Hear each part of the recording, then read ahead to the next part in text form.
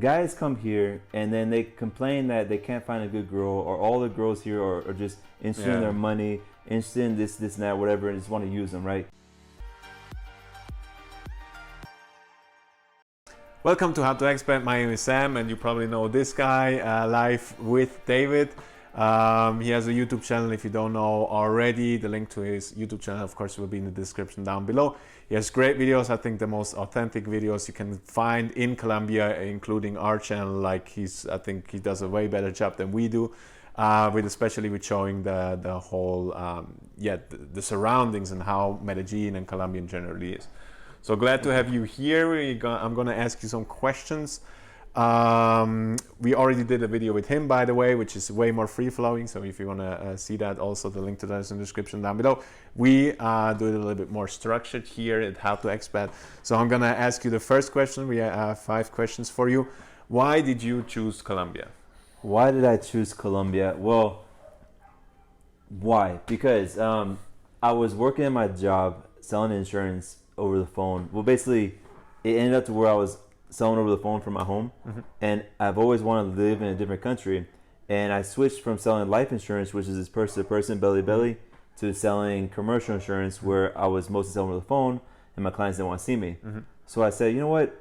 If I change my phone to a virtual phone, and then make my clients, or have my clients know what my number is virtually, I can live anywhere. And at that same time, I have friends, older couple from Medellin, Colombia, and the wife was always posting pictures on her Facebook page of Medellin in Colombia, and I thought it was beautiful. And I was at the same time able to move to a different country. And I've already traveled. I've been traveling since I was 17, so I've already been to many places around the world. I'd never been to Colombia. So I said, well, dang it, let me go. And I went, and I started working from Colombia, Medellin. The first time I ever worked remotely, ever. So it wasn't like the typical digital nomad that's like a programmer or whatever you may be. No, I was selling insurance over the phone. And I remember when I made my first sale over here, I went outside and I kind of just laughed to myself, like, oh my God, it worked. It worked. But they had no clue that you were calling from Colombia. No, because I used a virtual number that had a area code of Houston, Texas. So they thought I was in Houston, Texas. You know. Well, that's cool. At least it's same time zone, right? Or at least. And that's another reason why I chose Colombia, is I had to stay within this time zone of the States. So I couldn't go off to Europe, or actually I love Eastern Europe, for example. I mean, I could work there, but it'll be working at nighttime. I'm not a night person. So I came to Colombia, and I saw that Medellin was super organized. The people were very nice, very hospitable, very welcoming, to the point that if you're in the street and you're lost, you ask somebody how to get somewhere, a paisa, and they'll actually take you. Most of the time, they'll take you to the spot. They'll walk you there. You know, they just want to be. They want. I think paisas from Medellin want you to have the best experience ever. You know. Yeah, true that. And I felt that, and I felt so welcome here. The people in the streets, the people selling empanadas, right? And yeah, it's just a good vibe, right? Yeah, true that. So then we already talked about, so a little bit about that. So you talked about why you moved, now why you stayed. So what are the pros, or why did you stay? What are the pros and cons of living in Colombia or Medellin? So as I mentioned a moment ago about it's one of the most organized cities in Latin America that I've been to. I haven't been to all of them, but the ones I've been to is more organized. You see the tax dollars going back into the city. So unfortunately, in Latin America, there's corruption. What I always say is there's less corruption here. Okay. Yeah, makes sense. So so I saw that, like, you can actually trust the police officers here. I lived in Mexico. I'm Mexican descent. I love Mexico. I love Mexican people. But as whoever's lived in Mexico knows that you really can't trust the cops over there. They're most likely going to take a bribe from you, right? And I remember when I first moved to Mexico, the first week I was there, I had to pay a bribe. The first week. So. And here, never. Like the cops, you go ask them questions, they help you out. They're not looking to take your money, even though I'm a foreigner. So that was one big thing. Less corruption. And what's the other reasons?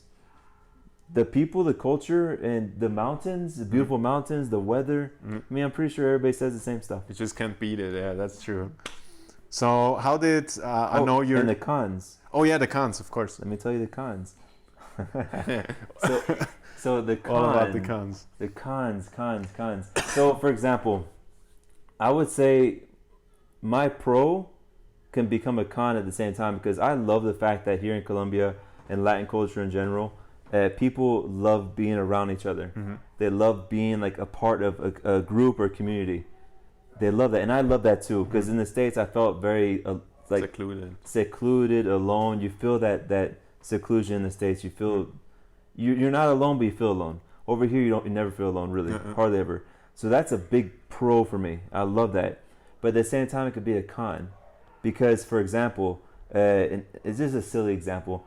You go with your friends or your girlfriend, the family and stuff, to a bar, they're dancing. And here in Colombia, people love to dance. And that's a pro, because I love to dance too. I love salsa. But sometimes you don't want to dance. You just want to sit down and just relax. Not gonna happen. But if you're sitting down relaxing, like say you're not dancing as much as they are, they kind of look at like, what's wrong with you? What's wrong with him? He's grosero. He's boring. He's boring. Not a part of us. He's messing up. He's messing up the vibe of the party. He's not joining us, right? That's one negative, because in the States, you want to sit down, you sit down, no big deal. Yeah, true. But Latin America, they want you to join, which is wonderful, but it can kind of get old.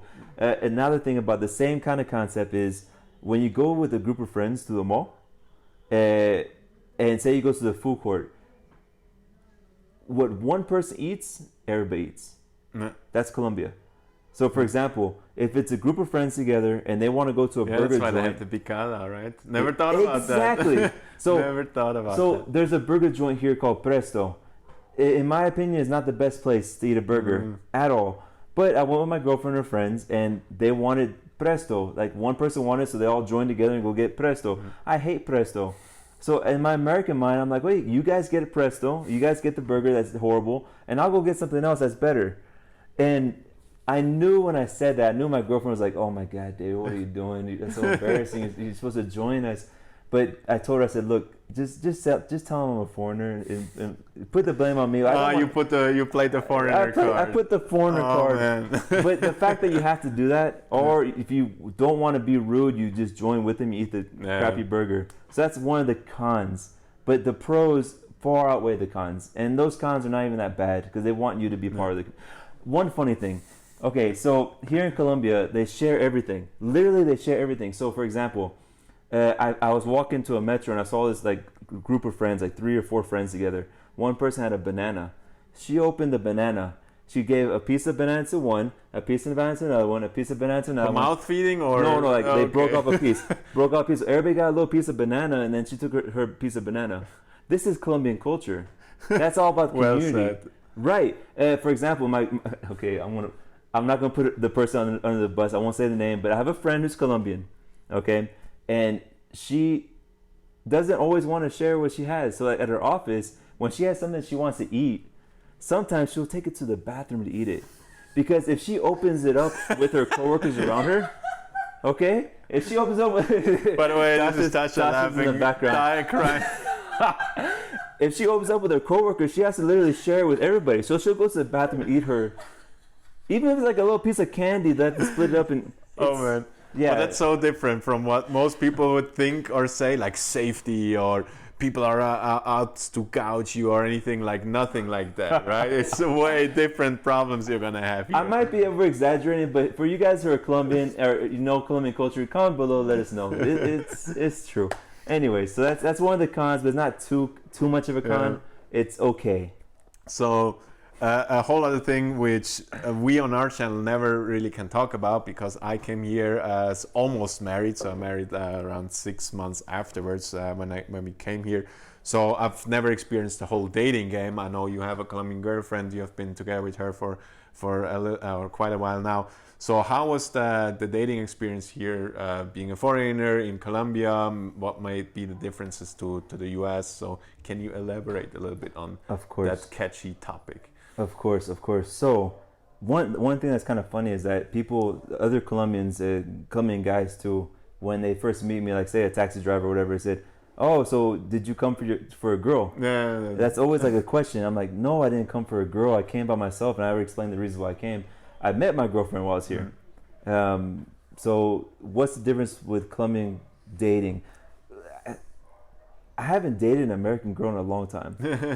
Truthfully, I haven't. It's probably since I was like, I went on dates, but like actually have a girlfriend relationship. It's been a long time. Before this was I had a Brazilian a relationship with a Brazilian, so it's hard for me to compare differences. But I can give good tips if you want on how to find a good Colombian girl. I think that would be great. Yeah, because no, like if you hear people talking about dating, it's mostly just getting late, and then they're confused why they use the tips of getting late to find a girlfriend, and then they're confused why they're not getting a good girl. So I think that would be. Talk about the red flags too. Yeah, the red flags and maybe your general tips. Okay, and I can also give some comparisons too. Give us the whole shebang. Okay, so tips on how to find a good girl, because what happens, and I talk about this in my channel, not all the time, but sometimes. Guys come here and then they complain that they can't find a good girl, or all the girls here are just interested in their money, interested in this and that, whatever, and just want to use them, right? The problem is they're looking in the wrong places, and those girls, I would call them the bad girls, I guess you can call them, the bad girls who have bad intentions are looking for those guys who are looking in the wrong places, so they're finding each other. They're finding each other. What's that, man? Yeah, exactly. So, for example, coming here and jumping on Tinder, which there are good girls on Tinder, but it's known here that not many are good. For example, a red flag. Tasha wanted me to tell you a red flag. If you're talking to a girl online on Tinder, for example, when I came here, I got on Tinder as well when I first got here. And the girl's being very aggressive, kind of like in a way that, hey, mi cariño, mi bebé, hola, mi amor, talking that way, but at the same time saying, why don't you invite me over? You have your apartment? Do you live alone? Hey, can I come over? Can I visit? You guys haven't seen each other. You just matched online, and now she's wanting to come visit you in your apartment. That's a huge red flag, because good Colombian girls, and most Latin girls in general, I was just about to say. Most girls in general are not going to go to a stranger's apartment by herself to visit. That's not going to happen. Okay, so that's a huge red flag. Don't think that you're coming from the States, you're Mr. Moneybags, you're coming from a richer country, and the girl's going to be pouncing on you like bees to honey. It's not going to happen. Okay, it will happen, but you might not be the type of girls you want to find if you're looking for a good relationship and a long-term relationship. So that's a huge red flag right there. My best advice to find a good girl, and how I met my girlfriend, was through mutual friends. You make friends here in Colombia. And how do you make friends? And I always say this again on my channel. What do you like to do? What do you like to do? Do you like to play, as you guys like to play, ultimate frisbee? Mm-hmm. You find an ultimate frisbee group, you join the group, you start playing, you make friends, and through those friends, they have friends, then you start going out together, and then all of a sudden you meet somebody. That's exactly how we experience. Like, we experience from other people the same thing, so that's how it usually works. Exactly, and if you want to expand your net or your horizon, whatever you want to call it, you join more groups, you make more friends, you be more sociable. And if you don't know what to do, I have kind of 2 tips for single guys out there that I observed as a non-single guy, how to get Colombian women, good women, is first of all, if you don't know what to do, if you're not a sportsy person or anything like that, join how is it called, a language exchange. So the language exchange, everybody can do that. You usually meet good people because they're in their free time, they're willing to learn another language, which is a great thing. And the second thing is, if you want to get attention from Colombian girls, get a nice, cute little dog. But make sure you're going to keep that dog for life, because maybe you can borrow it from somebody else for a day. Dog. But of course they love dogs here. Yeah. Medellin, that's another thing I love about the city, is that the city is a dog culture city. They love dogs here. A couple more advice and tips on good girls. She's working, that's a good sign. Yeah. Or she's studying, that's a good sign. If she's not doing anything, and forget what we've been going through, just in general, if she's not doing anything, she's not working, she's not studying, and she's trying, that might not be a red flag, that could be a red flag. Mm-hmm. But a huge good sign is if she has a job, she's doing something with her life, and she's studying. Because here in Colombia, the Colombian women are independent in a sense that they're going to make their own careers. They're going to go and study and become something.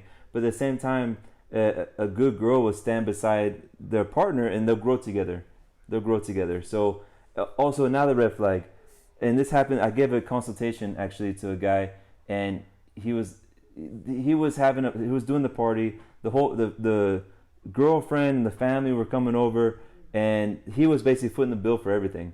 And now I told him, I said, no, that's not part of Colombian culture. Colombian culture is you have a party, you have a bunch of people coming over, and you do what's called pasar la vaca. I think is the expression, pass around the cow, which means you take the whole bill and you split up by how many people are in the party, and everybody pays their part. That was happening with him, so that was a huge red flag. So if a girl is saying, "Oh, we had to have a party. Oh, here's the bill. You pay for it." You already know. Run away. Yeah. Okay, so that, I guess, anything else on dating I can't think of. Yeah. No, I think it's good. Point number 5 is the last point. Is safety. Of course, that's somebody. As long-term expats, we are not really concerned because first of all, we already know how to move around, and secondly, we just know from experience that it's not as bad as it's portrayed. But I can remember when I came here, I thought, and I was well-traveled before in countries like Jamaica and Dominican Republic, which I deem more dangerous than here, and I still was on edge for the first couple of months. Here. So yeah, here because just of the reputation, not because it's, I don't know, it gave me any reason to. So what is your take on safety here in Colombia? Safety. So my tips on safety is it goes with anywhere in the world. Don't look like a lost tourist.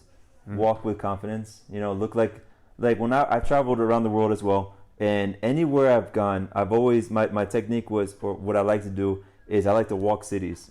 So I like to, the first 2 days, the first day I'm totally lost. I get lost, and by the second day I know the whole city. But usually I end up in the worst part of town. But because I do. But because I walk with confidence, and I kind of blend in everywhere, like the way I look. But I walk with confidence. I don't have my map out looking at the map. I would go into, this is back when we had maps. I would go into coffee shops and look at my map and know my route, and then go out in the street and know where I'm going. So walk with confidence, be confident, don't be a scared tourist. Dress the part, that's a huge tip. Locals here, they wear pants. Men wear pants. Men wear pants and a t-shirt or a shirt and closed shoes, not sandals.